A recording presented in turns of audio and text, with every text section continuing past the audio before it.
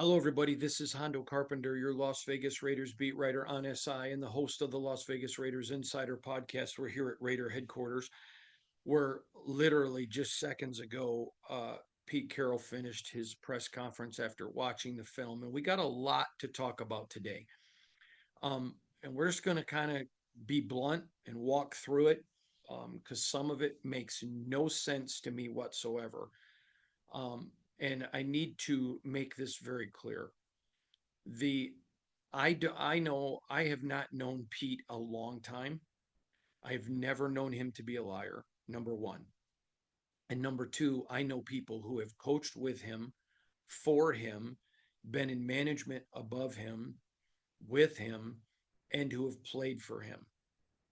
And every single one of them absolutely appreciates, respects, and honors him as a man of integrity.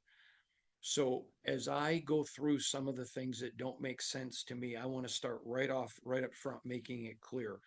I think Pete Carroll is an integrous man.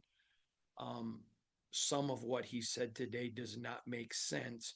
And so, in questioning that, I think that's germane and fair. That's my job as a journalist. But I am in no way questioning his character. And I think that's important. There are times that coaches or management will tell you things. I've had members, coaches, and management come to me and say, "Hey, I wasn't truthful with you on that answer. They were off the record." And they explained why. One guy said it was such a direct question. I knew you had inside information that I didn't want out. And I appreciated them for being honest with me and coming to me. Um, but I can tell you that I don't in any way question Pete's character. However, there were several things that were said today that I have to question, and that's okay. He's a big boy. He's got more championships than I've ever had in his football knowledge. I'm not sitting here swimming in a pool of arrogance, thinking because I'm a member of the media, I'm the smartest man in the room. That's not true. I have multiple college degrees, but it doesn't make me the smartest man in the room. And that guy has something more valuable in football than degrees, and that is he has two championship trophies and a resume that's significantly more impressive than anything I've ever done in the football world. So I'm ceding that, but it doesn't mean that you can't question things. So let's start right at the beginning. I asked Pete right up front. Um, in the Kansas City game, first quarter, 80% of the plays were passes. And you guys know I had asked him after the game. I mean, Kansas City's weakness was rushing offense, and he said at the time after the Kansas City game, well, the game got away from him. I didn't think that was a fair reason um, to have gone 80% of the plays in the first quarter at Kansas City as passes. It carried no water with me. I told you it did once the game got out of hand, carried no water with me in the beginning. We disagreed. That's fine. And so I said to him today, I said, early in the second half, the game was not out of hand, and it was 21 passes to Geno's 8 carries. Now I realize after that point, the offense came alive. And I cede that, by the way. I understand that.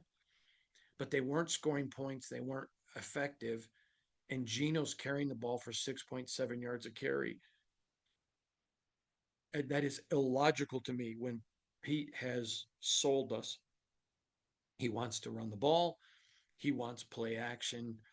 It's not happening. So I asked Pete basically that question and was honest and said, "Are you concerned about that? Or is it much ado about nothing?" And he said that essentially he was not concerned. We have that video up. You can go watch it. That he's not concerned. I find that really hard to believe, knowing him, how he runs his system, and hearing from people who've coached with him, for him, played for him, management, who are all like, this has got to, you know, this doesn't make sense. Two and two's not four here. Again, I cede to Pete. there's no reason to think that man is a liar. And I don't believe that he is. I want to make that abundantly clear. That's important to me. And I know that annoys some of you, but it's important to me that I can be critical of people and not make it personal. Um, if that's the case, and I have to believe it's true because he just said it was, that's concerning to me. You have a number 6 overall draft pick that around the NFL is believed to be the best prospect since Saquon Barkley, not Saquon, but the best since, who is emerging as a very important figure. And he should be. I mean, McCaffrey yesterday at San Francisco. I had a coach, an NFL coach, point this out to me last night. I was talking to him on the phone, and we were going over the game and what didn't make sense from last night's game. And he's like, McCaffrey had like 33 touches today, running and passing, and Geno's got 13. It's not logical. It does not make sense. And so then he was asked later, and I don't remember who asked the question. It could have been Adam Hill of the Review Journal. It could have been Ryan McFadden of ESPN, both great guys, great journalists. But one of them asked him about the trade deadline coming up. And he said, they talked about selling for the future. And you know what? It was Vinny Bonsignor, my buddy Vinny from the Review Journal. Sorry, Vin. Um, Vinny asked, with the trade deadline coming up, are you willing to give up some stuff for this year, thinking about the future? And he was emphatic that he is not. It's all about this year. That would explain why Tyler Lockett played so much yesterday and not Jack Bash.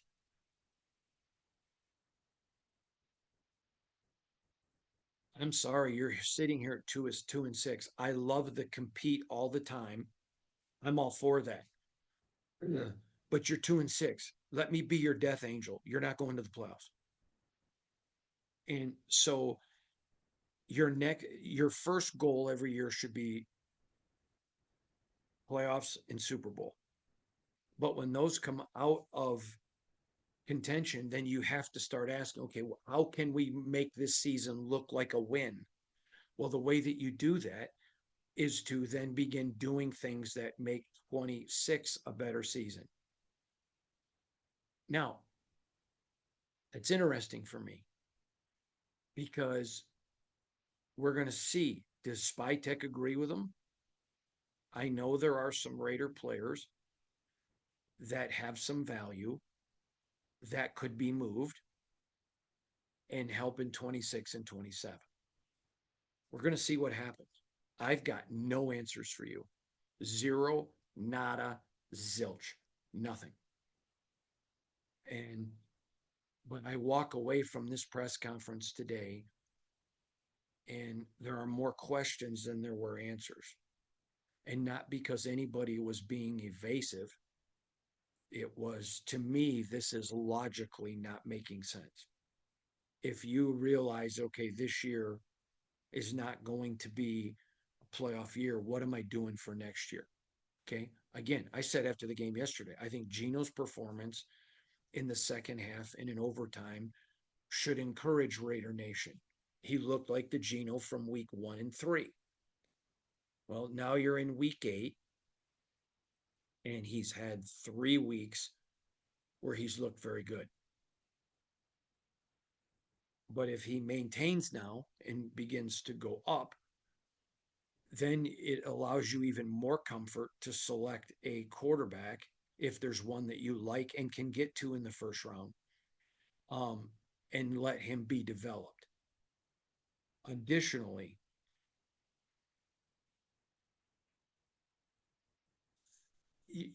you just have to ask, okay, if the playing of Lockett over Bash,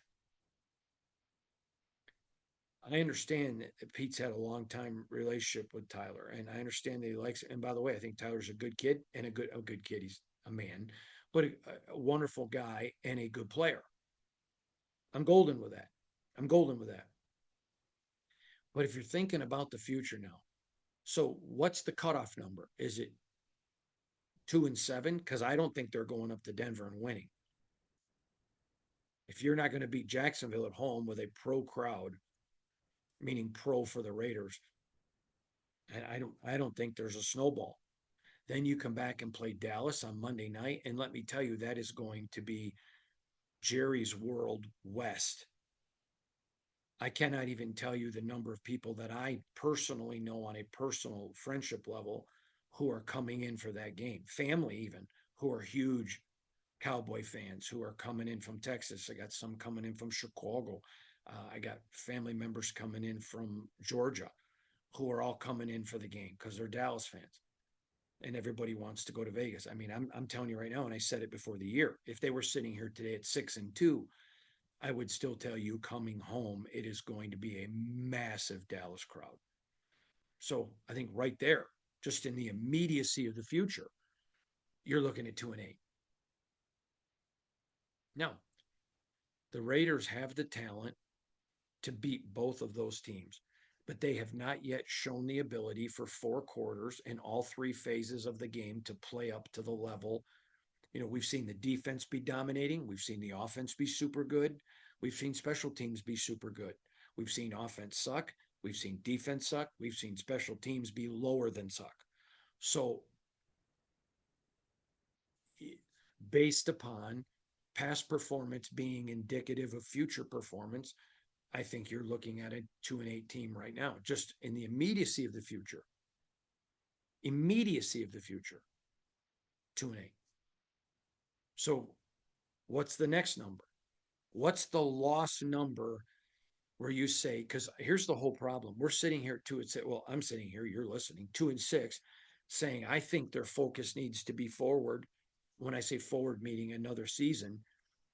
Nope, we're going to keep fighting. We're going to keep fighting, which is great. I think you can keep fighting and still focus. But what's the number? Is it okay when if I'm using their voice, we've lost 10 games, let's now turn our focus. Okay, so you've wasted 4 or 5 games where you could have been forward focused. Bueller.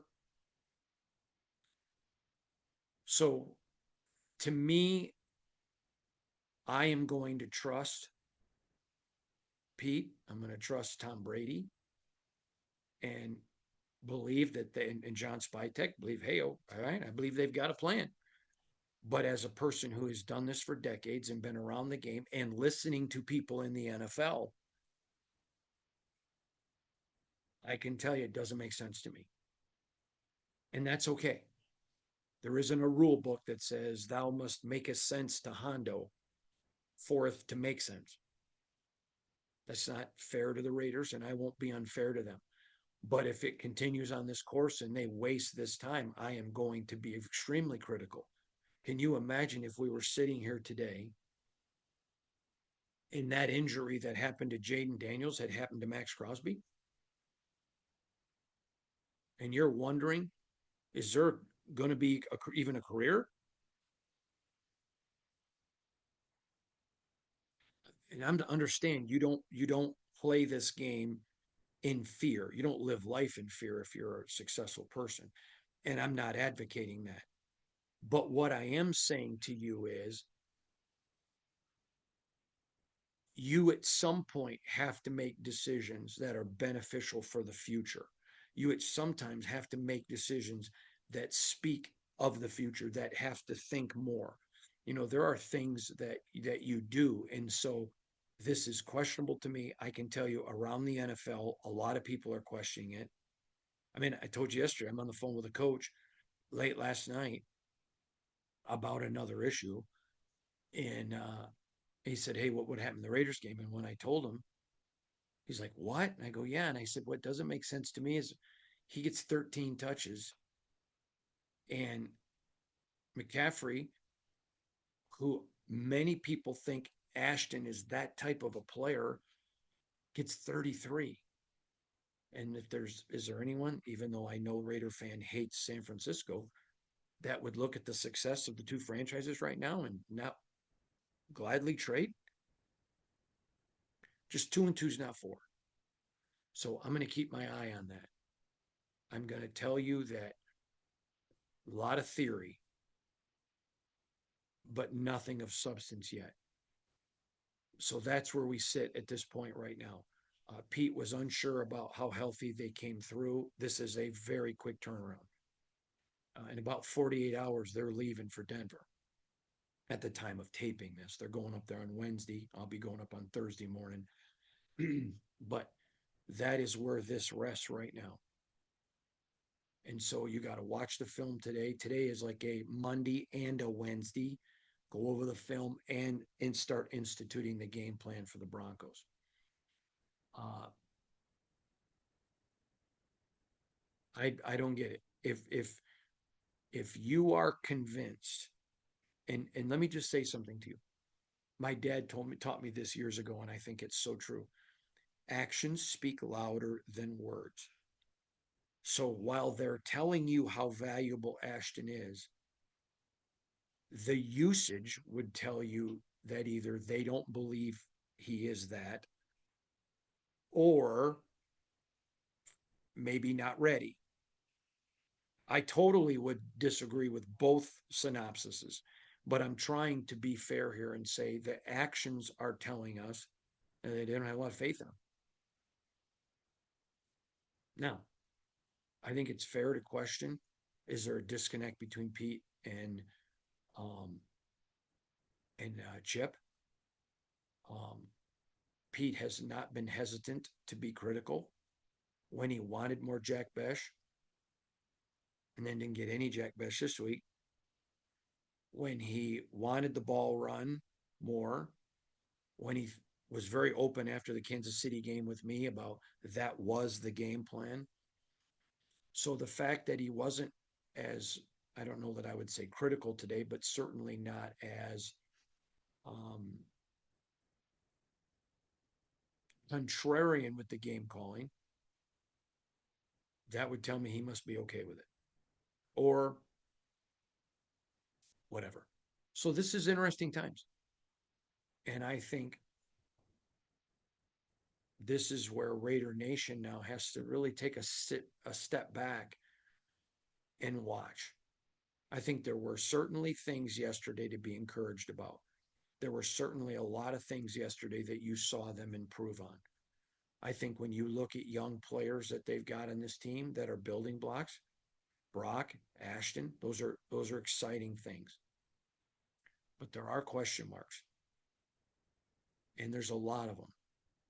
And after today's press conference, after today's press conference, there's just more than answers. And if they go up to Denver in the cold at night,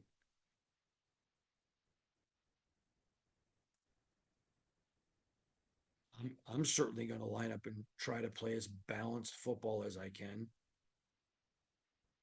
I'm certainly going to go up there and if I'm Pete and tell Chip, I want Ashton running and passing to touch the ball a minimum of 30 times. You saw what Jacoby does when Brock's drawing double teams, and I don't think you're going to go up to Mile High and run the ball 50 times and win. They have too good of a defense. But I do think you have to go up to Mile High, and it can't be a 75-25, 66-33 mix. We saw all preseason, they wanted to do what they wanted to do. And you have seen they're doing what they want to do, even when it's not working. So we'll see. We'll pay close attention. I think, though, you have to give Chip 100% credit. Second half and in overtime, after that first possession of the second half, the offense certainly came alive. So there you go. Asking the questions, not getting the answers I expected, and that's okay. I'd rather them to be honest than just say whatever they think you guys want to hear. And I respect that about Pete. I just like the answer about, you know, not wanting to trade for the future. And that's a paraphrase, but you know what? I disagree with him, but I respect it. If they were sitting here still in the hunt, I would 100% agree with them. They're not. Yeah, but technically Hondo's 6 losses. They could finish the season 11-7. Yep.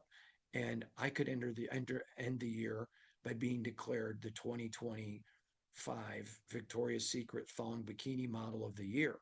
But we all know that's not happening. It's not happening. So let me be your death angel. Not happening. Yeah, but what? Not happening. Yeah, but you understand how to stop. Not happening. Okay, but what about stop? Not happening. Okay, but this not happening. It's not happening. It's not happening. So you want to compete like it is? Great. You can compete and still think about the future. You still game plan, you still play guys, you still go at it hard. Hard. But the best thing that happened yesterday was the Raiders kept their draft position.